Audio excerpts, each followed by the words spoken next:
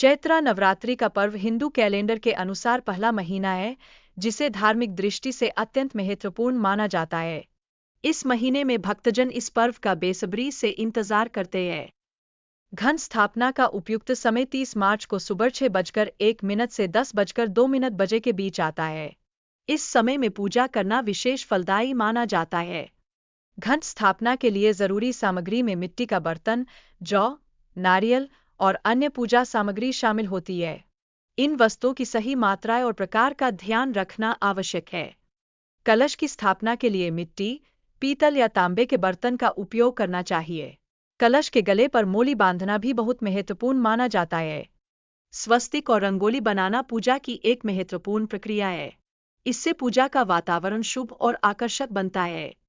कलश में गंगाजल और अन्य सामग्री डालने से पूजा का महत्व और भी बढ़ जाता है। यह सभी देवी देवताओं का आह्वान करता है।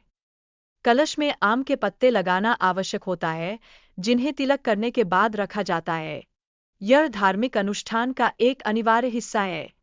कलश को स्थिर रखने के लिए इसे 9 दिनों तक एक स्थान पर रखना चाहिए। यह विशेष रूप से पूजा के दौरान महत्वपूर्ण है। कलश के ऊपर नारियल रखना अनिवार्य है, जिसे लाल कपड़े से बांधना चाहिए। यह पूजा की समृद्धि का प्रतीक माना जाता है। पूजा के दौरान किसी भी वस्तु को सीधे जमीन पर नहीं रखा जाता है। इसके लिए बर्तन के नीचे चावल बिछाने का महत्व है। माता रानी को लाल फूलों की विशेष प्रियता होती है, इसलिए पूजा में लाल फूलों को अर्पित करने की सलाह दी जाती है। अग्नि में भोग अर्पित करने का महत्व है। यह सुनिश्चित करता है कि देवी देवता भोग को तुरंत स्वीकार करते हैं। माता की पूजा में 9 दिनों तक विभिन्न भोग अर्पित किए जाते हैं। पहले दिन शैलपुत्री की पूजा होती है और गाय के घी का भोग अर्पित किया जाता है।